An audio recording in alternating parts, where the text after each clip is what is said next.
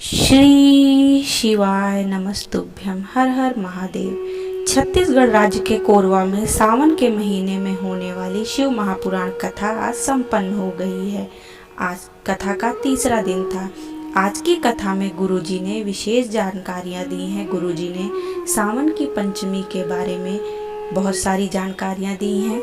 गुरुजी ने कहा है, श्रावण महीने की पंचमी का दिन, चाहे वो शुक्ल पक्ष का हो चाहे वो कृष्ण पक्ष का हो, शंकर भगवान को जिस परिवार से जल चढ़ता है उनके सारे कष्ट दूर हो जाते हैं। जिस परिवार से उन्हें कांवड़ का जल चढ़ता है, कांवड़ का जल का मतलब ये गुरुजी ने बताया कि कांवड़ का मतलब ये नहीं है कि आप डंडा बांध के कांवड़ में जल भर के लाएंगे तो वही कांवड़ का जल होगा।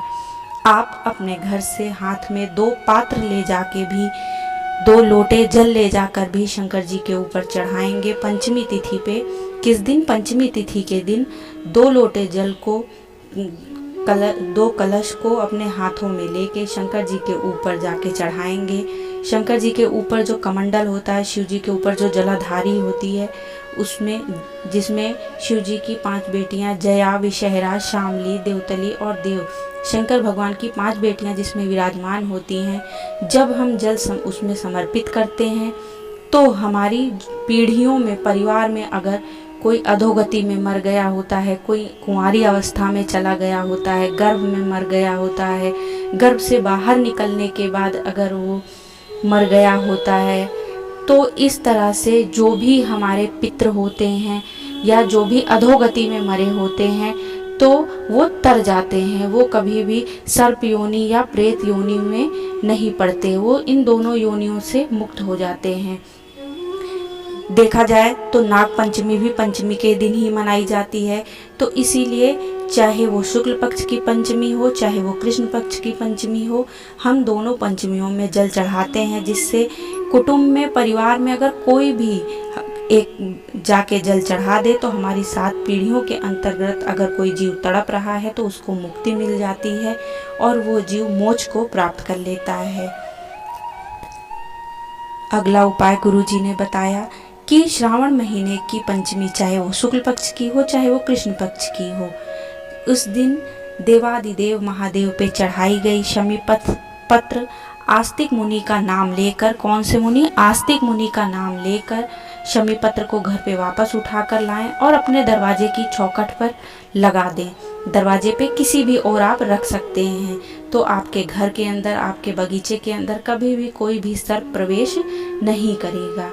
आस्तिक मुनि का नाम का स्मरण करके आपको ये करना है। आपको वह शमी पत्र घर के किसी भी तरफ दरवाजे पे लगा देना है। उस शमी पत्र में जया, विषहरा, शामली, दोतली और देवतली, ये 5 कन्याओं का भाव को प्रकट करता है। कन्याएं आपको तो पता ही है, गुरुजी ने बताया कि बेटियां जो होती हैं वो अपने परिवार की रक्षा करती हैं, अपने परिवार को बढ़ते फूलते हुए देखती हैं। आपने देखा है, जब भी घर में किसी कन्या का विवाह होता है, उसका कन्यादान किया जाता है, तो विदाई होते समय बेटियां अपने हाथ में धान भरकर अपने पीछे छोड़ जाती हैं ताकि उनका मायका खूब फले फूले। तो उसी तरीके से वह अपने दरवाजे पे लगाए गए शमी पत्र से भी हमारे घर की रक्षा करती हैं और हमारे घर को खूब फलाती फूलती हैं। बढ़ते हैं अगले उपाय की ओर। गुरुजी ने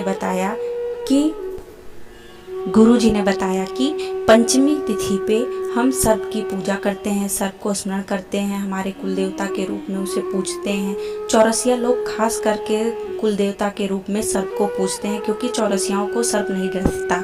क्यों नहीं डसता? चौरसिया आप जानते हैं, जो पान उतारते हैं, पान तोड़ते हैं, पान के पत्ते लाते हैं, क्योंकि उन्हें वरदान मिला हुआ है। वरदान कैसे मिला हुआ है? जो नाग लक्ष्मी थी, नाग लक्ष्मी एक गांव में शंकर जी की पूजा किया करती थी।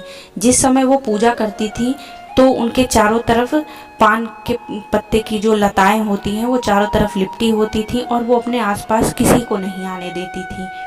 तो गांव का एक व्यक्ति उन्हें देखता रहता था और उनकी पूजा में किसी तरीके का विघ्न ना पड़े, इसलिए वो हर प्रकार के जीवों को उनसे दूर रखता था और पूजा करने में उनकी सहायता करता था छुप छुप के।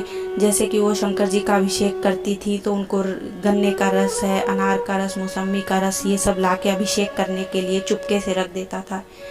एक बार नागलक्ष्मी ने उसे देख लिया ये सब करते हुए, तो उन्हें बड़ा आश्चर्य हुआ और उन्होंने उसे वरदान दिया कि कोई भी व्यक्ति तुम्हारी चौरसिया का उसमें जो पान को उतारेगा, पान के पत्तों को तोड़ेगा, पान के पत्तों को ले जाएगा, तो उस समय उसे कोई भी सर्प नहीं डसेगा। इसलिए चौरसिया को ये वरदान मिला हुआ है कि उन्हें सर्प नहीं डसेगा।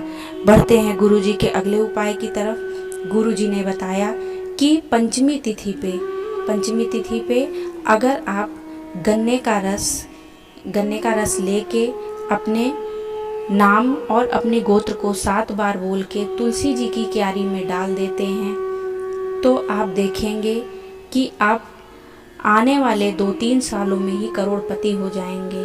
आपका घर धन धान्य से भर जाएगा, आपकी जो सारी संपदा की विपत्ति थी वो दूर हो जाएगी, जो पैसा आ नहीं रहा था, रुक नहीं रहा था, वो सारी टेंशन आपकी दूर हो जाएगी। इन सारी समस्याओं से आपको छुटकारा मिल जाएगा। करना क्या है, पंचमी तिथि के दिन गन्ने के रस को लेना है। गन्ना मतलब ईख, गन्ने के रस को लेके तुलसी जी की क्यारी में डालना है, अपने हाथ में रख के 7 बार अपना नाम और अपनी गोत्र बोल के उसको छोड़ देना है तुलसी जी की क्यारी में। जिंदगी में 3 साल में आप करोड़पति बनकर बैठ जाएंगे। लक्ष्मी जी की कभी कमी नहीं होगी और वो हमेशा आपके घर में आती रहेंगी और आपके घर में बरकत होती रहेगी। गुरुजी ने बताया कि 15 जुलाई भी सावन का मंगलवार है। इस दिन मंगला गौरी का व्रत रखा जाता है और इस दिन भी यदि आप 2 कलश में जल भर के भोलेनाथ की शिवलिंग पे अर्पित करते हैं तो माता लक्ष्मी आपके घर में प्रवेश कर जाती है। और इसी तरीके से आप 108 सामग्री भोलेनाथ की शिवलिंग पे रोज अर्पित कर सकते हैं। सावन का महीना चल रहा है, यदि आप आज सावन के पहले सोमवार को शिवलिंग पे 108 कोई भी सामग्री अर्पित नहीं कर पाए हैं तो आप कल के दिन मतलब 15 तारीख मंगलवार को भी आप अर्पित कर सकते हैं। 108 कुछ भी आप समर्पित कर सकते हैं। 108 चावल के दाने, 108 मूंग के दाने, 108 काली तिल, 108 काली मिर्च, 108 बेलपत्र, 108 शमी पत्र, 108 पुष्प। आप कुछ भी अपनी श्रद्धा अनुसार 108 वस्तुएं ले सकते हैं और भोलेनाथ की शिवलिंग पे अर्पित कर सकते हैं। यदि आप सुबह नहीं कर पा रहे हैं तो आप शाम के समय भी ये कर सकते हैं। यदि आप शाम के समय जा रहे हैं तो शाम के समय आप एक घी का दीपक बनाकर ले जाएं।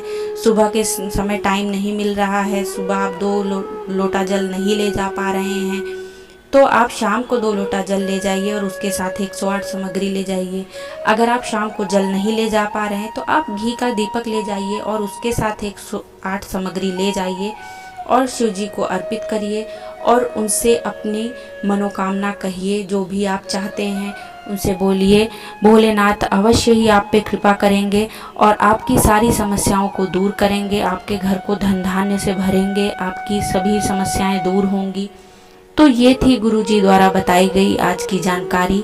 आशा करते हैं आज का वीडियो आपको उपयोगी लगा होगा। अगर वीडियो उपयोगी लगा हो तो चैनल को लाइक और सब्सक्राइब अवश्य करें और कमेंट बॉक्स में हर हर महादेव या श्री शिवाय नमस्तुभ्यम अवश्य लिखें। हर हर महादेव।